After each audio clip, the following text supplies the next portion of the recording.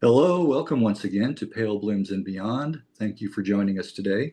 If you do like the programming you see here and the musicians and artists that I visit with, please be sure and hit the like button below and also subscribe to the channel. Frank Allen is an English bass guitarist and singer, most known for his long career with the Searchers. Prior to the Searchers, Frank was a member of Cliff Bennett and the Rebel Rousers. Frank joined the Searchers in 1964 to replace the departing Tony Jackson. He stayed with the band until 2019 when the band temporarily retired.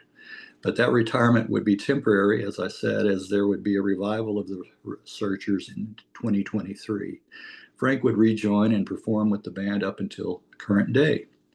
Mr. Allen has written a couple of books, 1999's Traveling Man, about touring and playing live, and in 2009, The Searchers and Me, the history of the legendary 60s hitmakers. And the Searchers just finished a mini tour last month, ending with a show at Glastonbury. Will that be the final show and tour for the band? Stay tuned to the Searchers website at thesearchers.co.uk. And today is 62 years to the day that Frank joined the band and has been a member. Well, welcome, Frank. It's good to be with you. Thanks for asking me.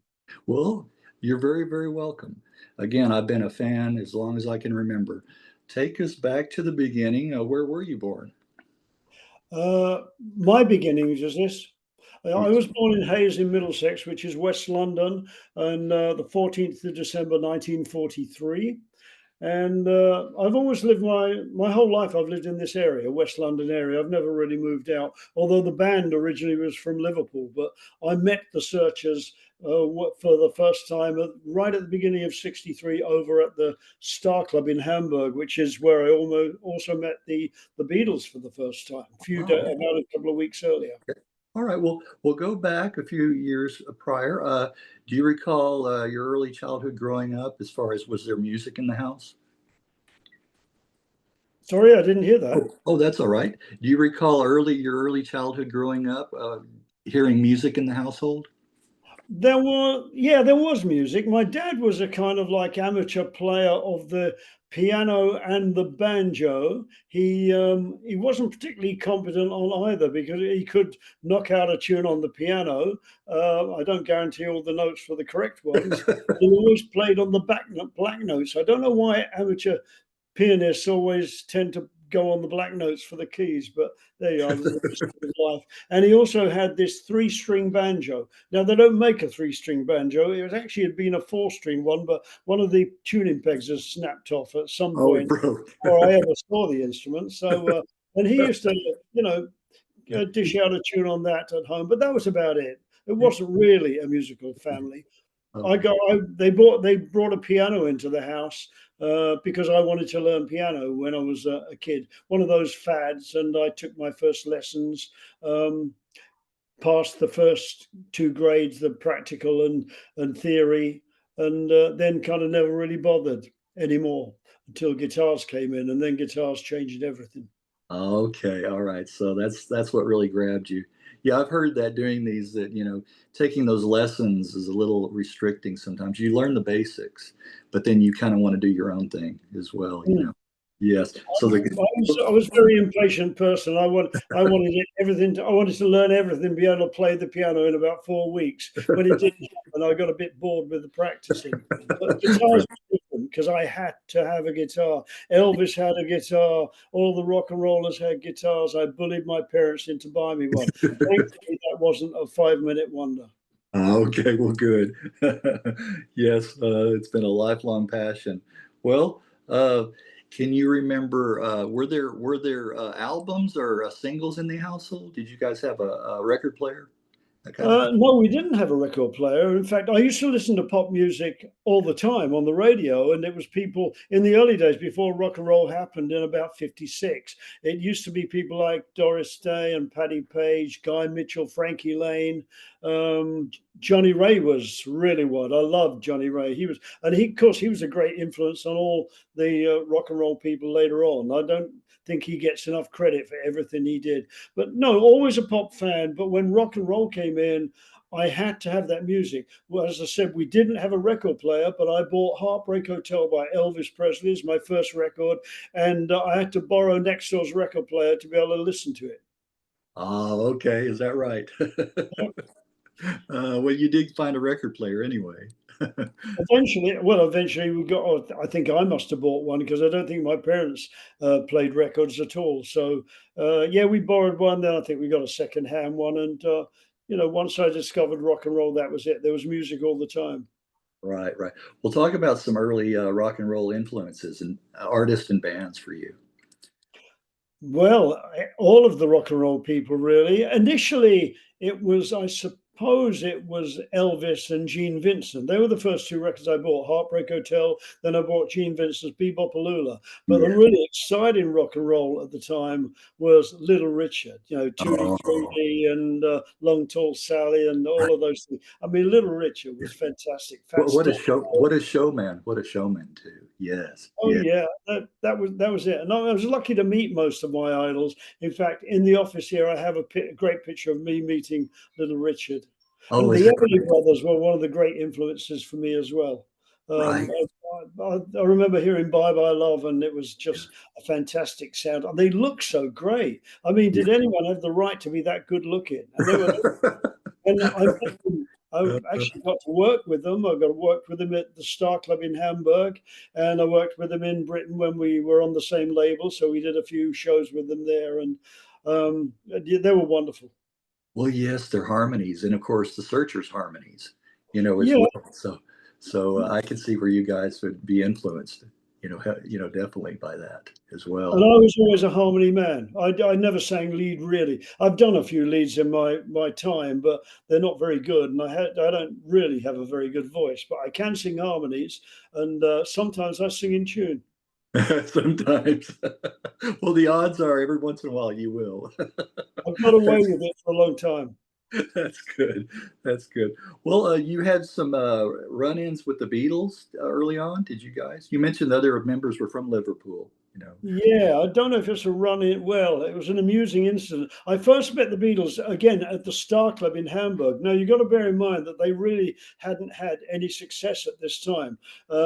First time I went to Hamburg was in mid 62, and there were all these bands from Liverpool, unknown bands. I mean, people in London had never heard of bands from Liverpool, didn't know about this musical scene. But in Germany, everyone talked about these bands. So I very quickly learned that there was this thriving musical community 200 miles away from Liverpool. So you heard about the Searchers and King Size Taylor and the Dominoes and the Big Three. And of course, the Beatles, everyone talked about all the barmaids, Big Betty behind the bar. You always used to say, "Oh, John Lennon is coming back." So you felt there was something special about them.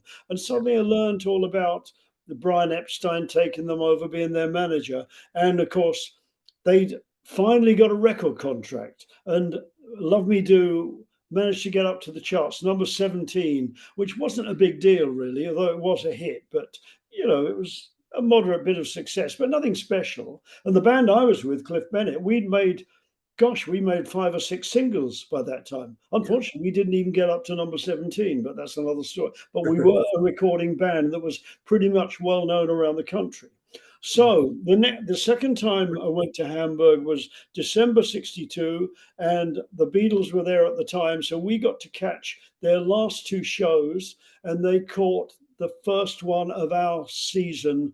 Used to go there for a month at a time. Yeah. So we were mightily impressed. And Cliff Bennett, who was never impressed with people, thought they were great. So we watched their shows.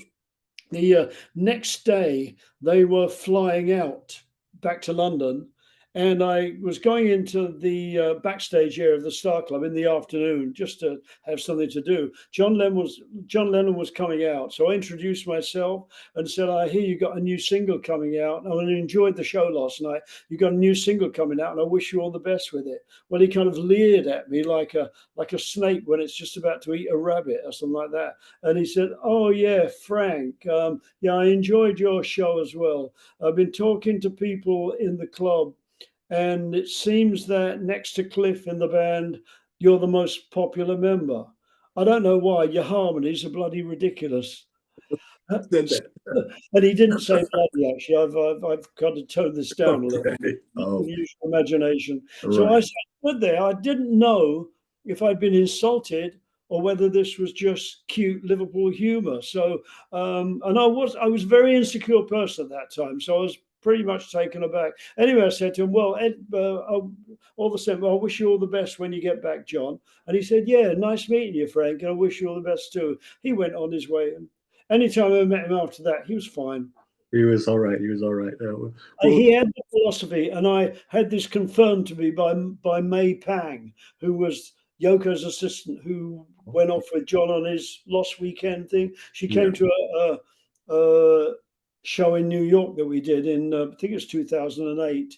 Watched the show, and I told her that story, and I said, but my theory was that John, despite all his outward show of bravado, was as insecure as anyone else, and his method was to get the boot in before they had a right, chance. And she right. said, "You hit the nail on the head." That was On the head. Yes, you figured him out. Right, mm, right. Yes.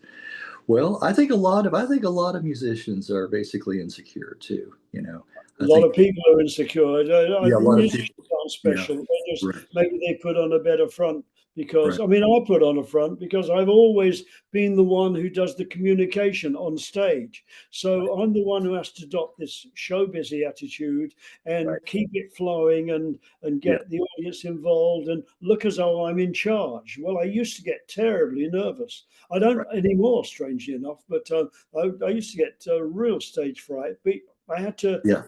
put over the with a vision that I was in command. A persona, yes. Yeah, I'm that way myself. I can't get up in front of a crowd, give a speech or anything like that. I can do this. I surprise myself because I'm basically a shy person. I can do this, but yeah. in front of lots of people, no, no, no. Well, Well, being in show business is sometimes an excuse and gives you the chance to get over your shyness because yeah, you are play acting a lot of the time. that's very true. Very good point. Good point. Well, was your first band the Skyways? Well, I suppose it was really. I mean, the my little semi-professional or amateur bands went through various names, and the Skyways, I think, was the before that. My little skiffle group had been called the Ambassadors. That was when I was still at school, Okay. and then I left school. I was working, and I had a little semi-pro band, and yeah, we called that the Skyways. After there was a hotel right on the edge of the airport called the Skyways Hotel, and we used that. Wasn't a very good name. Anyway, that was our name. But then again, at one point, before that we'd had the Raiders Rhythm Group, and then after that we'd had the Frank Allen Combo. We swapped about. You swapped about. You swapped names about. What was that when you were talking about Skiffle? That was Lonnie Donegan was around then.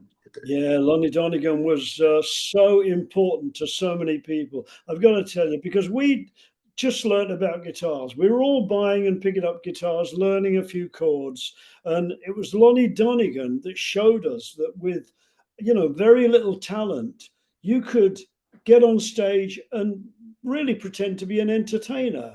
Not a very good one, and the songs weren't very good. The sound was probably terrible, but with two chords, you could play Pick a Bale of Cotton. With three chords, you could play Greenback Dollar. If you knew four chords, you probably were on the way to rock and roll, which was the future anyway, and you'd left skiffle behind. So it was a learning process with all your friends that would, learning the same as you were. But so Right. important. But Donegan was a master. I mean, the energy and the taste that that man had it's very difficult to me to describe it how I would like to, but he was incredibly important to people like me. Right, right. And just hearing his recordings and then seeing some of the live video on YouTube, I can see that. I can tell I that. saw him about either a year before or 2 years before his death at a theatre not too far from where I live. And even after all this, as people get older, they tend to ruin the arrangements of their songs or do them too fast or too slow or whatever. And maybe their voices aren't as good as you remember. Donegan was everything you wanted and more. He didn't stick to the old arrangements, but the new arrangements were fantastic. He put on one of the best concerts I'd ever seen. He'd lost nothing through the years. Wow, wow. Yeah, that's definitely rare right there. Well, let's see. With the Skyways, you played guitar. When you joined Cliff Bennett and the Rebel Rousers, at first you were playing rhythm guitar, Mhm. and then you eventually switched to bass. Yeah, what happened was it was quite a big band, and they had six in the band. Well, when I first saw them, there was five, and then for Cliff, it was all about the music. If you found someone who would fit in the band and he would improve the music, you got him in the band. You all made less money, but that didn't matter. It was the music that counted. Anyway, when I joined, it was a five-piece band, and then we got another sax player in. It became a six-piece band, and we that was in 1961, uh, and then by the end of the year, three of the band were leaving because they had domestic problems. They got girlfriends. They were going to get married or whatever. So we had to replace them. Now. We replaced them with there were three people that we wanted. We were basically wanted the band of a guy called Screaming Lord Sutch, who was one of Oh, our. Yeah, he was a bit like a British Screaming Jay Hawkins. Okay, yes, he had a yes. great band. Nicky Hopkins on piano, who became a Oh, legend, Nikki, of right. course. He had a guy Yeah, called yeah, Bernie Watson on guitar, and he had a guy called Ricky Brown on bass. We wanted the three of them. Nicky and Bernie wanted to join Cliff Bennett's band because it was the best band in the country. That's why I joined them. I was desperate to be in that band when I was a kid, and I finally got the chance. Anyway, so those two wanted to join, and Ricky Brown didn't want to. So what we decided was that it was easier for me to drop rhythm guitar and to go on to bass. And I'd been well used to knowing bass parts. So at the end of 61, I was a rhythm guitarist. And by the first week in 62, I was a bass player.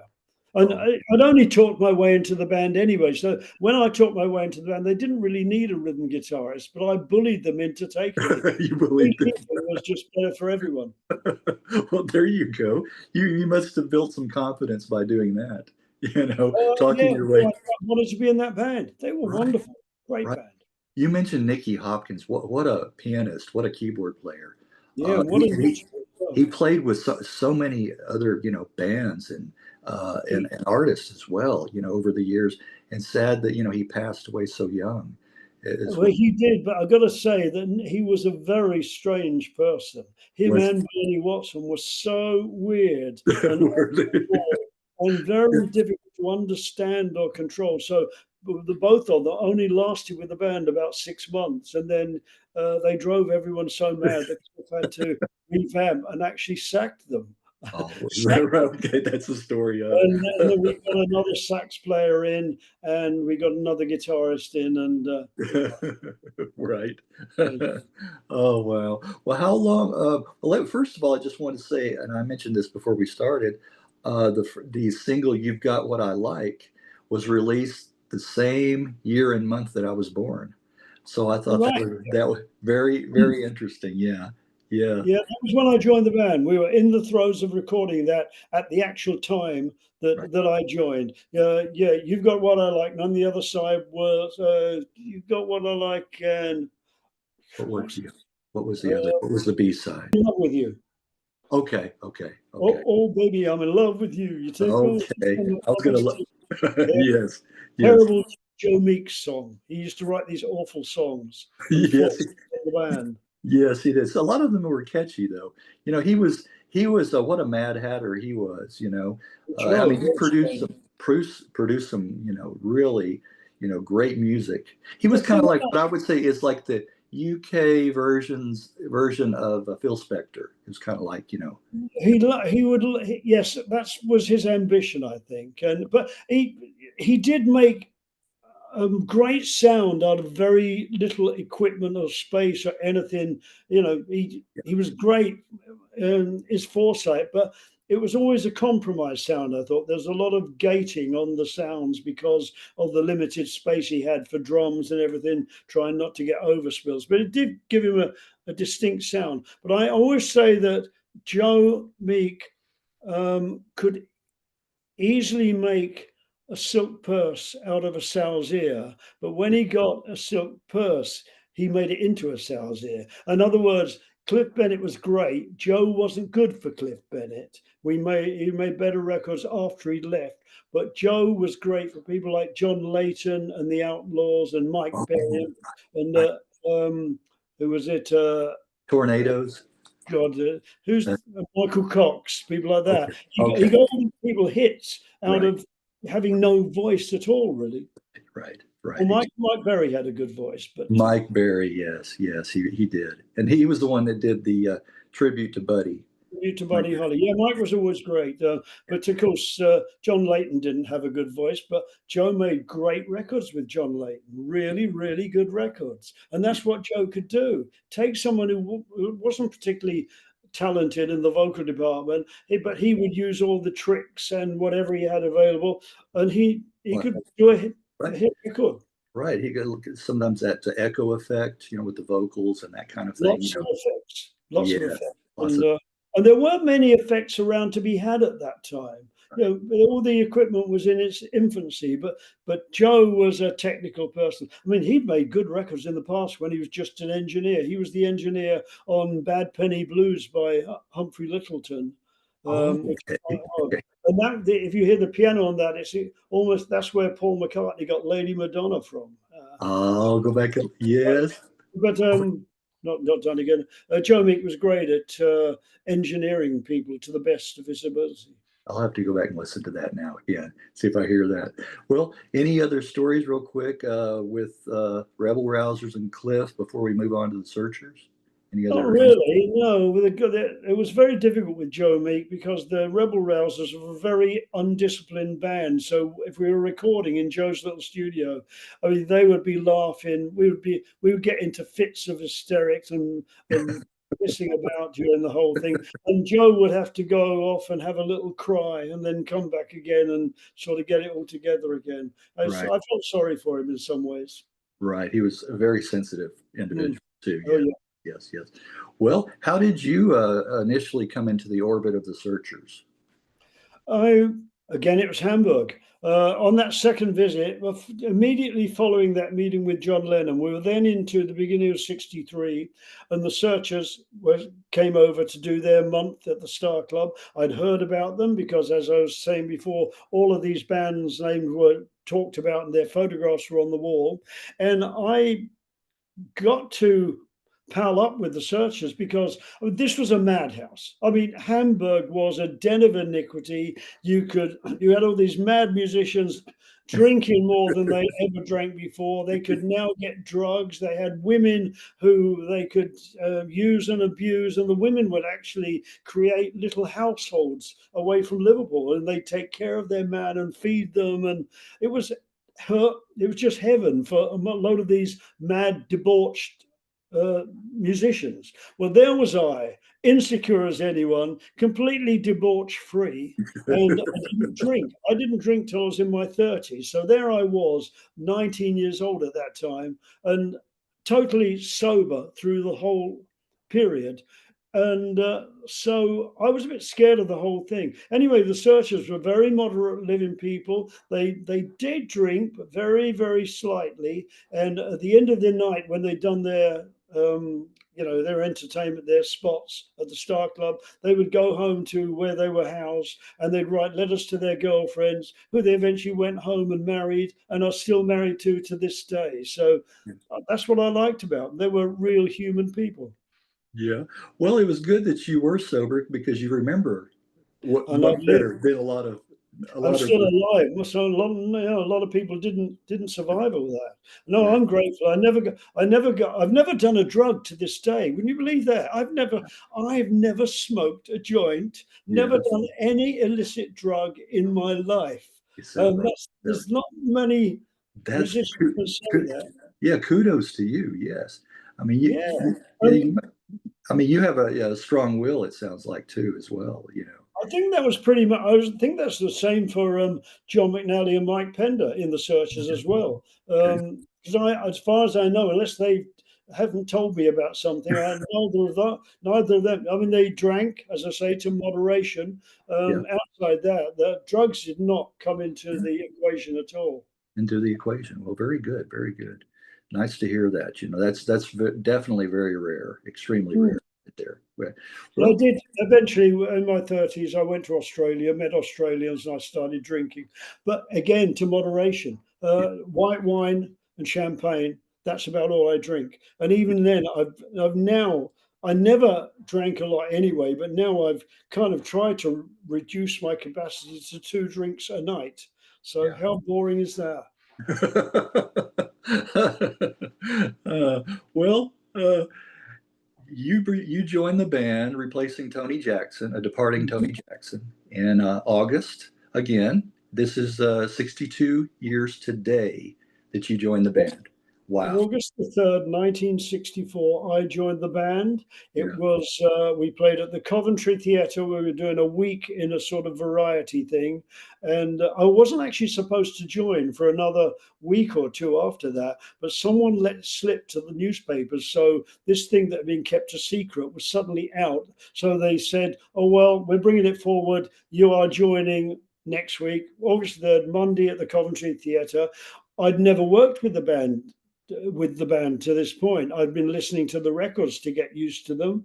And so they said, well, there's not time to rehearse or anything like that. We'll meet at the theatre at 1 o'clock and we'll go through the songs. You only did 6 songs as a top of the bill act in those days. So we'll go through the songs and have a run through and a rehearsal and then do the show that day. Well, I got there at 1 o'clock. The rest of the band got there at 4 o'clock. We never had a rehearsal at all. We just Right. run through in the dressing room. And that was me, at top of the bill act, Yeah. amazing. Fly by the seat of your pants time. Right. Thrown to the wolves like that. Wow. Well, I read where when you walked in the room was one of the first songs you played and sung on. It was the first. It was the first. Okay. Yep. Okay. Wow. Mm. Yeah, I still like that one. I And still. the best. It's the Yeah. best way. When you walk in the room, Uh-huh. great Jackie DeShannon song. It has Yeah. everything that a great pop song should have. And Right. although that didn't get to number one, and it's such a shame, it stopped at number 3 because we weren't around to promote it. Right. We recorded it, went off on a tour around the America, Australia, New Zealand, and it didn't get the promotion that it wanted. But that song to this day is always the one that goes after Needles and Pins. Needles and Pins is what people think of when you say the Searchers. Yeah. It doesn't come anywhere near the reaction that When You Walk in the Yeah. Room has. And if you It- look at the covers of any Searchers hit, When You Walk in the Room, there are dozens of them. I mean, so many people: Springsteen, Carla Bonoff, Tom Petty. Tom Petty was asked his top 10 British invasion songs in a poll not that long ago. And he put When You Walk in the Room at number 4. And he said, but I had to stop myself picking a whole bunch of Searcher songs because Did he? I was so Yeah. intrigued by that 12-string sound. Yes, that 12 string. Exactly. Exactly. Well, later on, maybe, yeah, a little bit later on, the Birds would kind of copy that sound too. And they've admitted it. If Yeah. you listen to Feel a Whole Lot Better, Uh-huh. that is the Needles and Pins riff, completely ripped Yeah. off. Yeah. But they Yeah. took it to another level. I mean, I'm not complaining about them. We all kind of rip off people or take it. Yeah. It's called research. And Right. Right. Well, I've but always liked that they 12. made great records, and Yes. Roger McGuinn took it to a whole different level. Right. I've always loved that 12 string sound. I've always Mm. liked that too. The jangly kind of guitar sound. Yeah, Yeah. When You Walk in the Room was the first time we'd used a 12 string on a single. A lot of Mhm. people, including Stevie Van Zandt, thought that we had used 12 string on Needles and Pins, but it wasn't. It It was wasn't. just the clashing of very trebly guitars in the mix. That's all. And it sounded like a 12 string. Yes, yes. Well, you mentioned Jackie DeShannon. Yeah, Jackie Mm. DeShannon. What a songwriter and singer. Great. Yeah, great.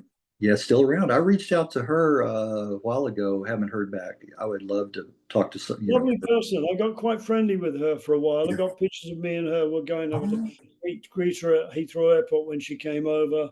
yeah, No, she was great. She has written some great songs. In yes. fact, well, Needles and Pins, that has an interesting history because a friend of when I was with the Rebel Rousers, a friend had brought a copy of that back from a visit to the States. We loved it, put it in the show, and we did our version of it, complete with droning saxes in the background. Can you imagine that with needle? No, You know? So, I can't. and it was one of the highlights of our show. Used to go down big. Went to Uh-huh. the Star Club, played it at the Star Club. The Searchers heard it. Chris Curtis put it in his memory banks, and when they needed a follow up to Sugar and Spice, they Yeah, said, "Let's do Needles and Pins. Try that," and they made it into a hit because what the Searchers did was they got rid of all the deadwood and turned things from being just good into being commercial. Now, with Needles and Pins, when it does the key change at the end, it goes into this rambling set of lyrics that quite complicated and have nothing to do with the first part. What Chris decided they should do is when you get to that key change, you just keep the same as the first part, but in that key change. And he turned it into a great record by Jackie DeShannon into a monster hit by the Searchers. Very right, clever. right. I love what Chris, his ideas behind that exactly. Turning it into that. And it has been. It's a monster of song, and it's lasted the ages, and it will Yeah, continue. I know it will continue to yeah. travel. Well, I have a few of the vinyl albums. I still have them, the U.S. versions. Um, and this is I believe this is one of the first ones you were on.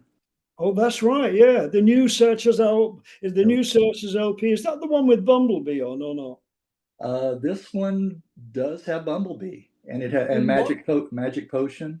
Okay, right. Is, Bumblebee. Oh no, they. In fact, when the next album came out, I think they called the album Bumblebee, and then they put Bumblebee out as a yeah, single. Okay, yes, yeah, I remember that album as well. yes. And my favorite on this album though is "What Have They Done to the Rain." I All right, just well, I really, played on that one. Yeah. yes, I really like that song. I like a few of the folky tunes that you guys remade. I like the stamp that you put on those. But this is my favorite. This is my all-time favorite Searchers album. Oh, This one. oh, sounds like well, the front of it is sounds like Searchers in England. Yes, it's but it's the number That's four, the US. number four. Tony Hatch producing on Yep. this. Yep. Yeah, Tony Hatch produced it. He also wrote Sugar and Spice, by the way, which I wasn't on, of course. That was earlier. And I Yeah. still see Tony quite regularly. And Yes, that's yeah, yeah, still he's well. still around. He's still around. Yeah, I like some of his material himself that he created. I like some of that as well. But yeah, Oh, this he is a very highly thought of composer and producer, and yes, everything. He's kind of the British Burt Bacharach, which is yes, you know yes. he was very influenced by Bacharach with the time signature things, really odd, trying to do clever things like that. Right, right. Great guy, Tony. Some great easy listening type music that I really like. But this album here, I mean, it's a solid album. I like almost every song on it on the number four. Um, my favorite tracks off of here, "You Can't Lie to a Liar." Oh yeah. Oh yes, I always liked that one. That was one of my first. I think I picked up You're a on. liar. Yep. Yeah, yeah. And "Goodbye My Love." Yeah, Well, that was a single, of course, in England. It wasn't in the yes, States. It got to number three again. yeah. Um, and it was, yeah, that's the song that musicians always request when they, if we got friends with musicians, they come to the show, they want to hear Goodbye, My Love. John McNally doesn't like Goodbye, My Love, He although it's doesn't not, like that one. has this big thing about it that, Really, really. I would yeah, think he would. Now that to me is very Everly Brothers. Yeah. it took me years to get him to allow the song back into the show. Is that right? I'm Yeah. surprised. That's one of my favorites right there. Yeah, Yeah. yeah, and that's one of my favorites. But John, I think John thought it only, I don't know, it only got to number three because we were quite hot at the time. Although, The record before it, What Have They Done to the Rain, had been a little bit of a disappointment chart-wise because that only got to number 11, which is pretty much a flop in Searchers territory.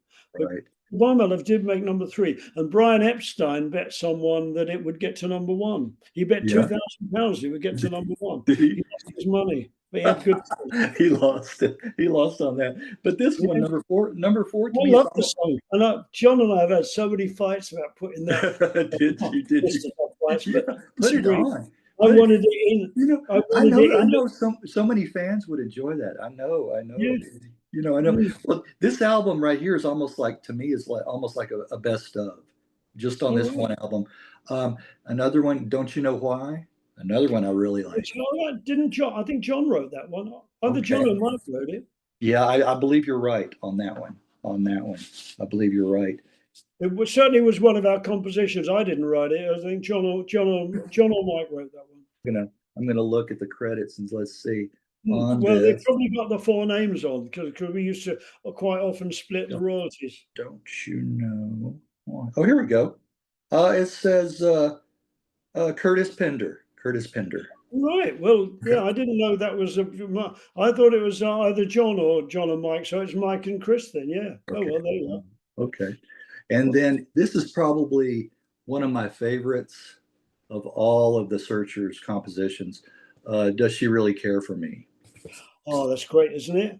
Yeah, I love it. Beautiful song. Beautiful song. Yeah, it's things like that that I would love to have got in the show. It was very different. There's so many things, and we all had different ideas about Right. whether it was being self-indulgent or not. But Right. Did harmony. John think that it was too mellow? He would that bring the audience down? Is that what he was thinking? Yeah, John's to his credit. I mean, he does things because he knows it'll get a reaction. It's button pressing, so up tempo things tend to work more in that kind of way. You know, our game is to at the end of the show we want to go off to an ovation, and we virtually always manage it. And it's the up tempo songs that do that. Sometimes it's covers that we'll put in that's nothing to do with us at all, and they're in there for a reason because they'll lift the mood at the right point. At the right point. Well, just musical prostitutes. That's what it is. Well, one upbeat track I like on here, I'll Be Doggone. Oh, I'll Be Doggone, Marvin Gaye. Yeah. Well, am I singing on that one or not? Well, you can't tell. We did 2 versions. We did one where I'm doing the lead vocal, and who did? I don't know who did. There were 2 versions. I don't know who did the other one. Maybe Chris. I think Chris did the other one. But I think one came out in England with me, and the other one came out in the States with Chris, probably. Okay. No, this is a history lesson for me, all of this. There you go. You're always learning. And then Each Time, another one that I really I love that Jackie DeShannon song again. Yes, another Jackie. Yes. No, this is where John and I had lots of fights because I wanted Each Time into every show. He didn't want it in any show. He didn't want that one. I think it's a great song. I think John. I'm glad I'm talking. We should have put Each Time out as a single instead of What Have They Done to the Rain. Okay, right. Well, I'm glad I'm talking to you because if I was talking to John, I think we might butt heads a little bit. And so, you know, we've all got our own opinions, and his is as valid as mine are. That's very true. Very true. Very true. John and I have learned to put up with each other and love each other after all these years. There was a period when we tried to retire for the first time when we really were not getting on at all, and then we gave it a 4-year break, and then unexpectedly decided to do a comeback and enjoy it ever since. Absolutely. Right. Well, I want to hear more about that, the reunion, and bring him. We get to that, but I'm not finished with this album. Till I Met You, another one, and the guitar in this one reminds me of some of the great country and western songs. Like, do you know that phrase? Like Marty Robbins. No. It sounds a little bit like that, yeah. No, the actual phrase. I don't think John even realized this because I don't think he knew where he got it from. But if you listen to "So It Always Will Be" by the Everly Brothers, and there are 2 versions of. There's one without the guitar doing that, but there's one of that exact phrase. So Okay. that's where it comes from, and I Yeah. think John did that unconsciously. Oh, did he? Okay. Okay. And Yeah. there you But are. You listen to the Everly's version, you'll find that da da da da da. yes, yes, And by the way, John wrote that one, and that is yes. the one of our songs, self-written songs, that gets the most requests, Okay. without a doubt. Yeah. That It song has it should. been applauded by people, everywhere. Or Well, it should. It really should, you know. But it it's a very just to me, it just it. I know it didn't come from, you know, it didn't stem from that country and western, but it just reminds me of that oh yeah, lonesome cowboy riding the horse, you yeah. know. Yeah, Well, playing it. it's country Yeah, influence. You know, yeah, it's yeah, a harmony song, and it's got those light, very melodic touches, and yeah, it's got lovely words. And yes, John should be well, he's very proud of it. He yeah. wrote it for his wife. Oh, is that right? Okay, I like Mm, to hear the origins. Yeah, where they come from. And mm. then another one, probably my second favorite on this album, Four Strong Winds. Oh yeah, I actually think I actually think this is the best version I've ever heard of the song. really. Oh, thank Yes, you. Oh, that's yes. great. Yeah, it's lovely. I totally agree. We do that in the show, Okay, okay. or we did do it. Have we retired? I have no idea. Stay tuned, as I said. And then one last one. He's got no love. I like the production on this one. That kind of distorted guitar. Yes, I like that. Yes. It's a moot point. The problem with He's Got No Love is we dashed into putting out a single without really taking care that we were putting out the right thing. How that song came about was we were messing about in Germany, I think we were, or maybe it was Scandinavia, in the dressing room, and talking about the Stones the last time, Yeah. and the jangly guitar on the last time. And so Mike was messing about on his 12-string guitar. Then John started joining in the 6-string, and then it was we were quite amused and pleased by the sound. And then Mike came to me later and said, I've written a tune. I can't remember whether he wrote the words or the tune. Anyway, he wanted me to co-write with him. He's Got No Love. And when we needed a new single following When I Get Home, no, following Goodbye, My Love, I think it was. Yeah, it was the follow up to Goodbye, My Love. Chris said, well, we haven't got anything else to release at the time. What do we all think about? Should we put this out? Because he wanted to put out more of our self-written stuff, and we put it out, and it got to a decent position, but it only think that's one where it really only got to the position on the strength of what we had before. So Okay. probably not a wise move. A good album track. Yeah. Well, you know, let me go back in my time machine. I'll be a DJ back then, and I would plug that song. I'd play it. I'd make it. I'd make it a Yeah, hit. well, it Yeah. was a hit, but it was it you know It we, didn't do as well as you. Yeah. we It's, were resting on our laurels a bit. I think that time. You can, if you look back at, well, mainly the English run of hits, we yeah. can look back and see where it went wrong. And it's not that they were bad songs; that probably they shouldn't have been singles. What Have They Done Till the Rain was a beautiful song, and it was a nice single, but probably not the single we should have had at that time to keep our position up. Should have been a bit more up tempo, maybe a bit more controversial or whatever. Um, when I Get Home was not well, you wouldn't even know that one in America, but that was a Well, follow it's up to He's Got No Love, and that yeah. that should have been. It's interesting you mentioned that song because this is like a best of. This is like a best of. Oh right, oh yes, yeah. Yeah, the pie history of British pop music. This is actually volume two, but Oh it's got When I Get Home on here. Is on yeah. here. Well, Yeah. there's nothing bad about When I Get Home. It's just that there were songs that were released as singles that shouldn't have been singles. We should have taken a lot more care about making sure we had the right song. We were very like part of the problem was that everything happened in London. The band were from Liverpool, and Mike and John. Chris used to stay down in London, but Mike and John obviously wanted to get back to their families in Liverpool. So the band was split.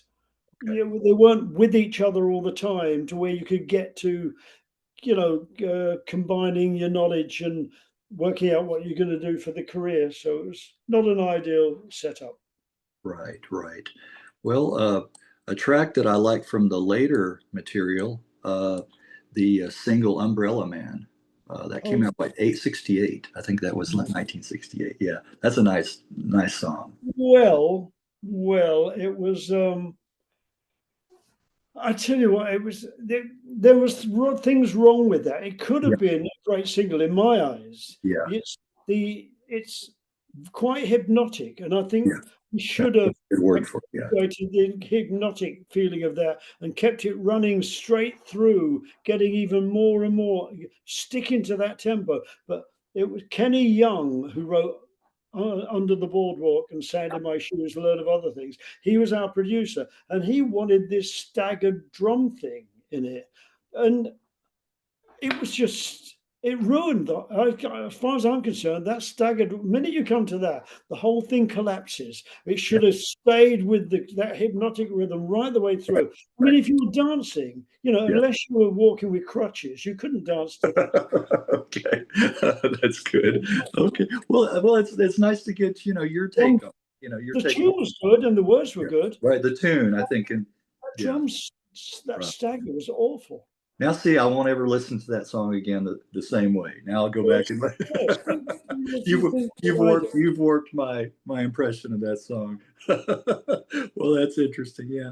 Well, and then fast forwarding to the second take, 1972 album, mainly re-recordings of previous material with Desdemona with on there. Yeah. Yeah, well, Desdemona, Desdemona wasn't dreadful, but Yeah. because Desdemona was recorded as a single, Yeah. um, I don't think the sound on Desdemona was very good. Again, that's one that we could have recorded better. It wasn't. It was a good song, Yeah. but I don't think the production on it was any good at all. But the thing about Second Take was taking that one aside, it was redoing our old songs, our old hits. Yeah. Never do that. They'll Yeah. never come out as good as Yeah. the old ones. Right. And Right. it, Yeah. we did it to please RCA Victor because our record, the guy who'd been put in charge of us, Richard Swainson, came and said, "We no, the company need to have your hits re-recorded." And we said, "Okay." They were letting us record singles and things, so to please them, we did it. And then they got threatened with being sued by Pi Records, who apparently had all those tracks in perpetuity. And the guy, Mike Everett, I think his name was, who was in charge at RCA, suddenly came to me one night and said, "You've caused us an awful lot of trouble because Pi Records are going to sue us." I didn't dare tell him that it was Richard Swainson who'd insisted I didn't want to drop the poor guy in it, but we didn't want to make the bloody album in the first place. Right. And we were being accused of putting RCA in trouble. Not a good time. Right, right. No, and those tracks, the re-recordings, really pale in comparison to the originals. Dump them. I Rubbish. I have I have to say. So, your strongest period was the mid '60s, early and mid '60s. Well, then going on to go ahead. I can see you were going to say something. Go ahead. No, we'll probably come to it. Okay. I was The talking next, about our best recording period, and we're going to come to it eventually, I think. okay, 1979 No, album simply titled "Searchers." Was yes, labeled the band's our comeback. record. Was it, Sire it was supposed to be the band's comeback. Yeah, yeah, Well, comeback. we didn't. It wasn't the band's comeback, but they were two of the best albums we've ever made in our lives. I Okay, can listen to those albums, okay, and for three quarters of them, I think that should have been a hit record. That should have been a hit record. That is great. I love. I mean, and it's the first time we recorded the way people eventually all recorded. We lived at the studios, we slept at the studios, we ate there, and we layered the songs and really crafted them. And those two albums will stand out okay. today. They're just great That albums. that one in play for today. Those two. Is Yeah, that that's right. okay? Well, Okay. they got called different things. Play for Today was called Love's Melodies over in the States. I don't know why they called it that because it was nothing to do with Love's Melody. Love's Melody was the title of one of the songs, but it gave the wrong impression about what was on the disc. Oh, But that's what they wanted. okay. Well, play Play for today. Play for. Play for the Day was a radio program in England, so it Oh, was a pun on the. Yeah, okay, on that radio program. Okay. Americans wouldn't have understood it. No, no, no. We don't understand a lot over here. So, well, but that was the last album Play for Today, or the 81 album with Mike Pender. That would be his last album. Yeah. Mike, 80, oh, yes, so the last one Mike sang on. Yeah, absolutely. Yeah, it was the two Sire ones. Yes, yes. They were, Okay.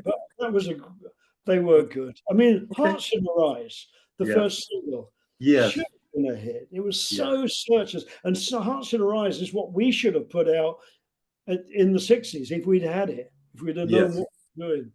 Great Right. record.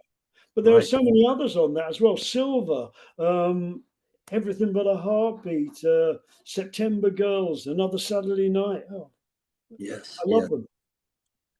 Just looking at In Her Eyes. Yeah, yeah, it's just the records, Hearts in Her Eyes, recorded that. Hearts in Her Eyes, right. Yeah, And John yeah, Wilkes, Will Birch. that's the one. Yeah, Will Birch. That's the one I'm familiar with. Yes, that's yes. But nice track though. You're right. You're right. Well, I guess I'm just, I'm stuck in the 60s a lot of times. Oh, yeah, Forgive me, but and that's it when was, the hit records were. yeah, it was, and I still, but I'm going to go back and listen, re-listen to the 79, 81 album, and then Yeah. and then 88, Hungry Hearts. That was I think that's. I suppose a lot of diehard Searchers fans wouldn't look on that as a proper Searchers album because we were trying to really not only trying to find the time to make an album within our incredibly busy touring schedule, which we needed to keep us alive, but also to try and grab a new audience. So there was a lot of using some synth stuff and Yeah. pre-programmed things along with the guitars and the harmonies. And I don't know, it worked in lots of ways. There's a lot to be said for that album, but it wasn't maybe a true Searchers album. Yeah, well, that was the first with new vocalist and guitarist Spencer James. Yeah. Right, it was on that one. So we were on a Hiding to Nothing anyway. We wanted to get a new audience. We hadn't had success for a long, long time, so we were trying all sorts of avenues. And there are a lot of people we gained in the last 4 decades of our lives. We gained a whole new audience. A vast amount of those audience never knew the band with anything other than that same lineup that we have today. Is that right? Okay. Yeah, there's a whole different ball game. Right. So you had kind of a new life, a new lease on life as well. Yeah, through the new fans. Wow. Yeah, it was astonishing that as far as they're concerned, that's the Searchers. Although they know that everything had changed. I mean, there are still people who look on me as the new boy, having taken over from Tony Jackson. Right. In an ideal world, you would keep the original lineup. I would say that with the Searchers, if you'd kept the original lineup, that's a great thing to do. It virtually never happens, and I'm glad it didn't because it gave me a lifetime and made me quite wealthy. Right. You cannot complain. Well, what prompted you to write Traveling Man? It was really weird. I've always been a wordsmith, much more than a tunesmith. When I was at school, I passed my GCEs in English language, French, and woodwork. So that makes me qualified to be a furniture maker in Quebec, I think. Anyway. Yeah, that's good. I've always loved language, and I wanted to do some things that didn't involve the band, that wouldn't take up any time for the band. So I tried writing a few articles, and I got several articles printed in one of the dailies. I did an article on the song Unchained Melody, which was going to go to #1 after the X Factor. I knew that it was going to be #1, so I quickly wrote an article, and it got a full page in the paper. I wrote the story of the song Happy Birthday, when Prince William was going to have his 21st. And written by Patty and Mildred Hill from Milwaukee, way back. And anyway, so they got printed. And then when Tony Jackson died, the same paper rang me up and said, "Would you write his obituary?" So there we are. Not only did I take the poor man's job, but I wrote his obituary as well in the paper. So I loved writing, and I was very proud of what I'd done. And I wrote a little article on. It was our trip to the Falkland Islands with the searchers. Oh, I sent it to our agent and said, "Would you have any idea where I could place this? Could you get it put in a magazine or article?" And he came back to me and said, "It's a really good piece, and this shouldn't just be an article. This should be a book." And I said, "Well, I haven't written a book. Can you find an outlet for the article?" I said, "Well, why not give me a chance to see if anyone's interested?" So he did, and a publisher came back. And then we had a meeting, and the publisher said, "Well, when's the book going to be ready?" I said, "Well, I haven't written a book. How long do you yeah, need?" So yeah. they gave me a 6-month deadline, and I wrote what I thought I could get away with without having written a book before. So if you read Traveling Man, it is partly biographical about the band, but not deeply. And it was partly comparing tours back then to the tours in the latter days. And it was also a book of humor. There's a lot of humor in it. So I got the book, and it was very, very well received. It stayed in print for 10 years. And then everyone kept on saying to me, "Well, when are you going to write the full biography?" And I wasn't going to, but then it kind of got to me. I thought, well, if I'm going to be a writer, I really should take this on. And there needs to be a biography. Oh, yeah. And why don't I do it? So I spent about 3 or 4 years doing research, taking Wendy Burton, who handled our website with me. She collated all the stuff, took her down to the newspaper libraries, and she would get things printed off and jot down date sheets and things like that. And I got all these facts, every fact that I could find about the searchers. I went through all my memorabilia that I changed. I had tour programs, and I crammed every fact that I possibly could. And there it was. It's a big book, 446 pages, I think it was.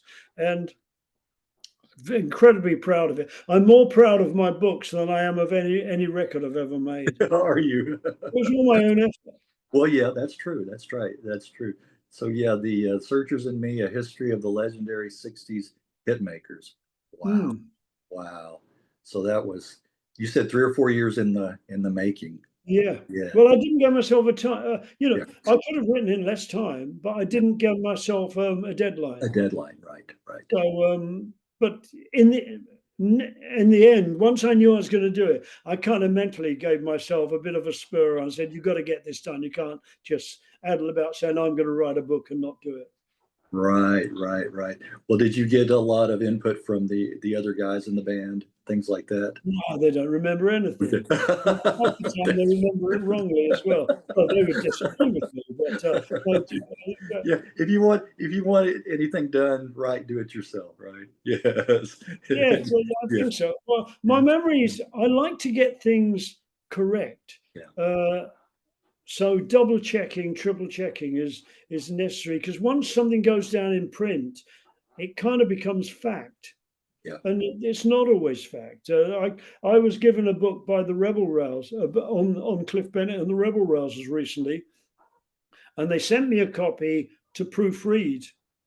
And it was a nice book, and I'm glad it was done. But there's so many timeline errors and things where people had remembered wrongly and outrageously wrongly. And I had to, do pages of, "You've really got to change this and get it right because it's going in a book, for goodness sake." Bit of a pedant like that. Yeah, yeah. Well, I would be too. You want it to be accurate, because Mm, so much on the internet is inaccurate too. So even doing these interviews, I sometimes I have to like make sure, is this correct?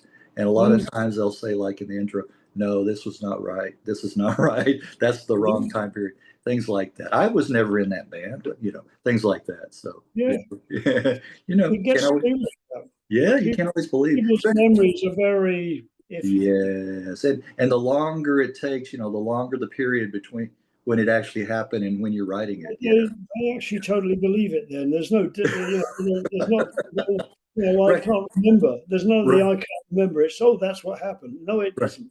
Right. Right. Right. Exactly. Exactly. Well, what happened in 2019 that you guys thought you would call it a day? It was horrible. The atmosphere in the band was terrible. I don't know why it got like that. We'd had enough of each other. We'd been together by that time. And we just, gosh, I don't know. But anyway, 3 decades. And it was.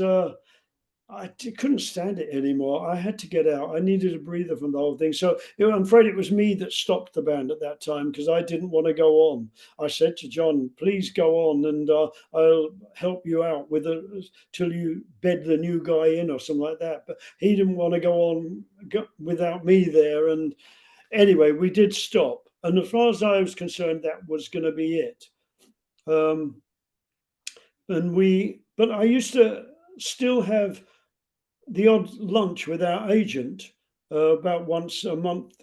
And he used to joke all the time about, well, what if you did another tour? And I say, there's no chance we're not doing that. Yeah. And then it went on. And then I remember once we were sitting there and he said, well, some maybe just to say thank you to the people would be nice. And he said, if you were going to do another tour, you'd have to say so now because it takes kind of a year to set up. And he must have caught me on a good day because I said, all right, then let's do it. And I said, but I'm only doing it if everyone's determined to be nice and, Get along. sort of thing. Right. And so we started putting the thing together. This was for 2023. And it was a 43-day tour, which was only that's not a big tour in Searchers language. We did 200 shows a year every year.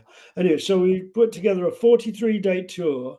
And this time, the first time in the 2019, we ended at a little theatre in Milton Keynes outside of London, not a special place. Yeah. This second tour in 2023, we finished in Liverpool at the Philharmonic Hall. It's a fantastic night. And throughout the tour, we'd been getting on so well. It was absolute joy to be with. We always got on with our crew. They couldn't do this tour though.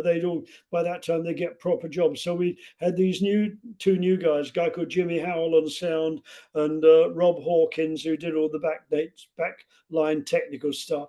Great guys, wonderful, looked after us so well, gave us a great sound. Rob looked after John backstage before he went on every night, made sure he was happy. It was the best time we'd had in years and years. And we were so entranced by that we were easily talked into a part 2 of that the next year. The next year, okay. By the way, Liverpool was an epic night. I mean, we went down. It was... I mean, that should have been the end of our career because it was so phenomenal, the reaction. But we were lured into this second one. Anyway, that was fun as well. That was great. We didn't finish on a special place. We just accepted that was just an addition to the other one. But again, it was great, great fun. And we all loved it. But when we said that, we're not going to do anything now. That is it. We're not coming back unless we were offered something that we just couldn't say no to.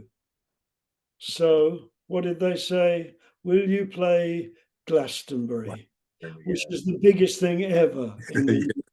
Right. And so we said, well, yes.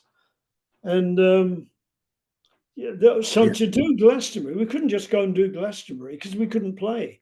Yeah. We were out of practice. Right. Well, tell me first before you finish, who else is in before you finish? Who else is in the current band with you and John? Who else? Well, there was the front line was the same. Me, John, and Spencer James. All we were doing on this one, we were changing the drummer for all practical reasons, Anyway, we got this new drummer that actually worked with Spencer with his little band, and we knew was a great drummer and incredibly solid and reliable. And we got him, and a great guy as well. And really, it was just so good, and we were all so happy.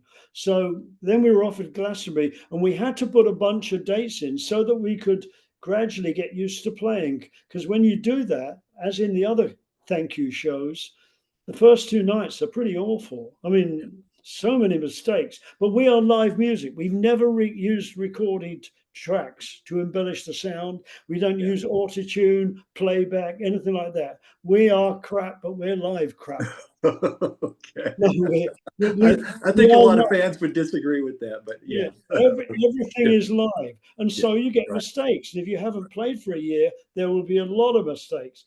But the audience don't care about that. You're human. They know when you've made mistakes. They don't care as long as you don't make them feel uncomfortable. It's all part of part of being live. Yes. And so we put 11 dates in, and then the 12th date was Glastonbury. Yes. Yes. It was I was phenomenal. phenomenal. Yes. Can't tell you how good it was. We were pretty unsure Yeah. because we'd never done anything like that before. Don't forget, you go on there, no sound check. You don't get a sound check, and you have to stay in your hour. Do not go over the hour under pain of death. Oh, I read And there that. are all these rules and things. Yes. And we were put on the acoustic stage, which is actually a circus big top. So if you know what that's like, with open sides, Yes. and it holds a capacity of 6,000. Okay. And so we went on, and I didn't know most of the people who were on the bill that day. With it was the Friday, the 27th of June. There was all these strange people, and going on before us was Danny Harrison, George Harrison's son. Okay. Right. Right. He had truckloads of equipment. Did he? Did he? But I don't think he had quite the right audience for him, shall I say that? Because the audience, well, I don't know. He had an average crowd, and it got a little smaller as the show went on. So we were worried because the crowd was drifting away, and there was a half hour between him finishing and us starting, and we thought we're never going to get this crowd back again. But we went on, and that place had 6,000 people in it. And I think partly the reason was before we did Glastonbury, we had a publicist promoting our short tour. Yeah. And he had discovered by doing his maths that we were officially the longest serving name in UK pop history. It's a bit of a headline, isn't it? So Yes, it is. all the TV companies, the newspapers, they all latched in on this. We did the BBC News, we did Channel 5 News, GB News, Sky News. It was in all the papers, and no other supporting acts on Glastonbury had PR people promoting their show. So we got a hell of a lot of attention, and they all turned up in that tent to watch us do our live show.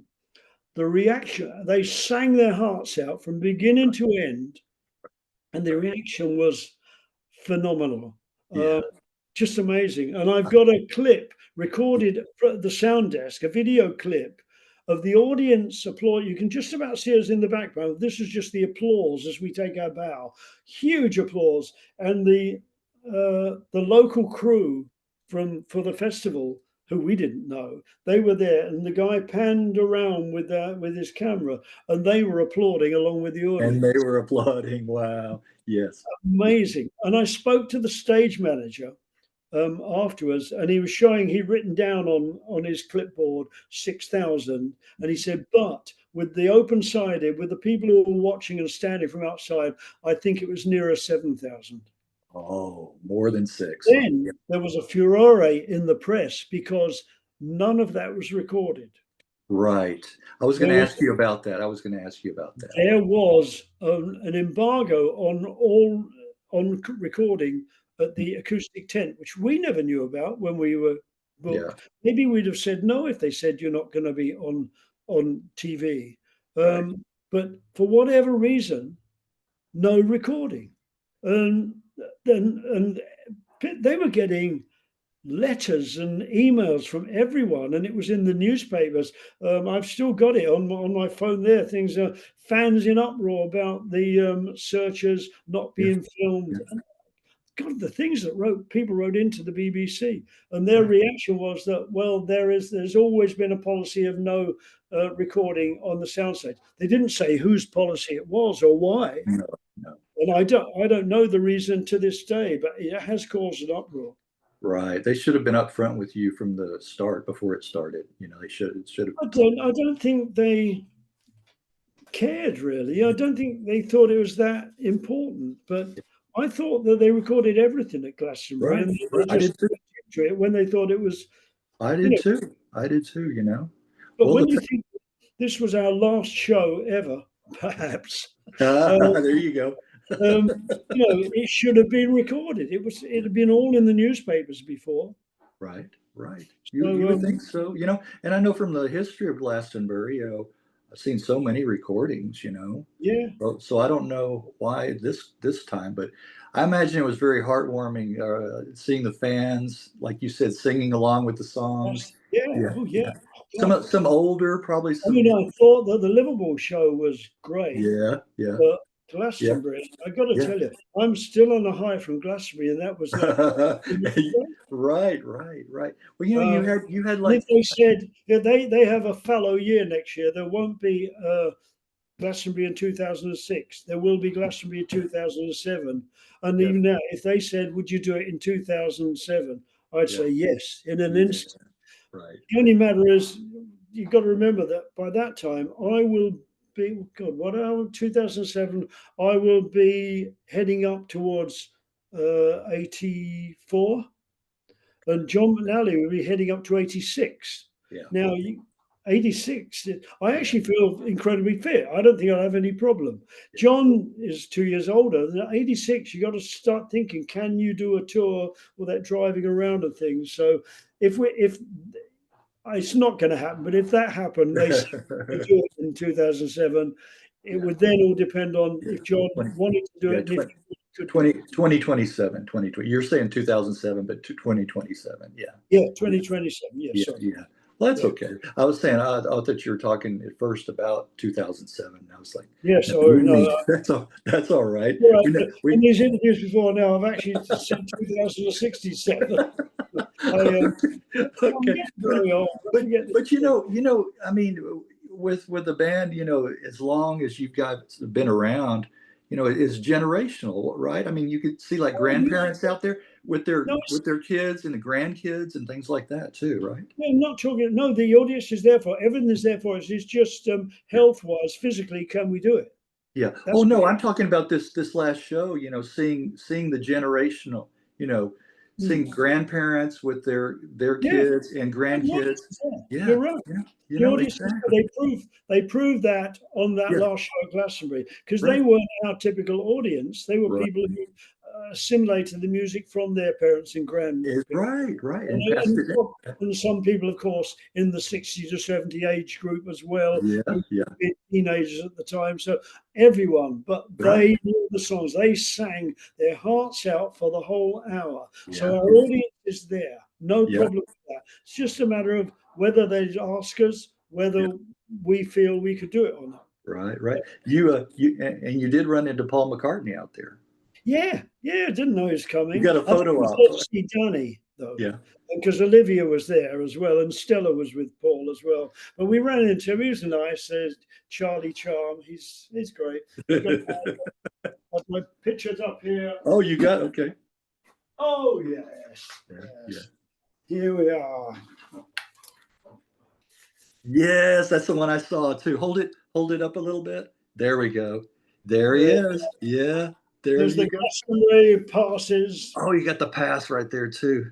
Oh yeah, the lanyards. The Yes, lanyard yes. over the yeah. Yeah, yeah, And Macca was great. He's yeah, always good. He's yeah, always geez, Charlie yeah. Charm. He's Well, he's the yeah, king of diplomacy. right. One reference that you made, and I've got to bring this up because this is very interesting.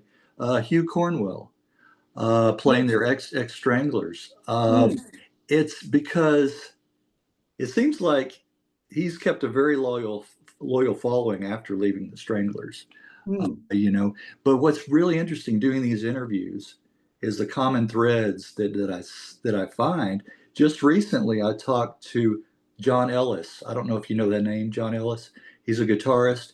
He played in the Stranglers after Hugh left, so that Mm. period, for like 10 Yeah. years. And then my latest posted interview is with Michael Demery. He was offered the drumming job for the early Stranglers. I mean, when they All right. first started out. I mean, and this is just an interview I just did, two of them. With Yeah. that common That's almost Stranglers. Stranglers then. Yeah. Yeah, the Yeah. Stranglers theme. I You saw a know. fraction of his show. I didn't. We'd only just arrived at the tent when he was about to go on, and I did nip to the side and watch a little tiny little bit of it, but that was all. Right. But John and I were wanted for interviews, so we were Right. shuffled about. It's a big place, Yeah. Glastonbury. The BBC Oh yes. Oh yes. couldn't do interviews at the acoustic tent because of this ban on filming anything. So they had to come and collect us and take us to the BBC setup by the pyramid stage. And that, believe it or not, is a 20-minute drive from the That long? Really? yeah, Really? they come and collect you in a car, and you have this great big road that they built round, and they Yeah. say it's 20 minutes drive from there to the BBC set. So we Wow. were needed. I wanted to see. I run into the two guys from a group called Skerryvore, who I'd never heard of, but it turned out they were Celtic rock, and I love that kind of thing. They had Oh yeah. bagpipes, and Yeah. it would be rock and roll with bagpipes. And Right. we had to I, leave for the interview just as they were going on. is that And right? I like that kind of music myself. that would have interested me. Yeah, that And would. following us, the headlining, we were second top that day at the acoustic tent. Yeah. Headlining was someone no one in this country has really ever heard of, and that's God, I've forgotten her name. Oh, Annie DeFranco. Oh yeah. Yes. Right. As long as you say, oh yes, you say that to anyone in England, they look at Yeah. you as They don't know her. no, not at all. Yeah. Yeah. Oh She yeah. went on afterwards, but again, not a big crowd. I mean, I'm sure I don't know how she felt about it, and I Right. just looked at a bit of her show. She seemed to be coping okay, Yeah. but there was no doubt about it that that day in the acoustic tent, ours was the show, and that's um, I'm not bragging about that. That is just a physical fact That's that just the we fact. had 6,000, whereas the others might have had four or 500. Right. Right. Well, the closest thing we have to that, and it's not the outdoor festival, is South by Southwest in Austin. Oh yeah. Yeah. Have you ever been to South by? Have you ever been there? No, I haven't, but the one I have heard of, because our tech, our backline tech, Robbie Hawkins, who was on the 2023 and 2024 tours, he couldn't do it this year because he was touring out in the States with a band called Hold. Oh no, actually, for this one, he was with a guy called Artemas, but they were doing Coachella for 2 nights, and that seems to be the big Okay. one. Okay. Yeah. Yes. Never heard of it until Robbie told me he was doing Coachella, and then Right. everyone seemed to be there. Right. Right. All these festivals. Yes. Yes. Mm. Wow. Well, go We're ahead. not a small band, so we don't know much about festivals. Right, right, right.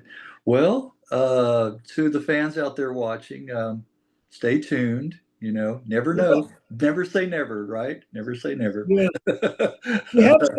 We have said that if they wanted us for another Royal Variety show, that we'd do that because they have the big Royal Variety show every year. We did one in 1981, got presented to the Queen and all that sort of thing. Oh, okay. And if we did something like that, you'd only be doing one song or a medley of our hits, I think. And even that, the track, we'd have to record a track because when you got so many acts on, they can't set up a drum kit for one song with mics on everything, So it has to be done on a pre-recorded basis, I think. So we'd do that. I think we've all agreed on that one.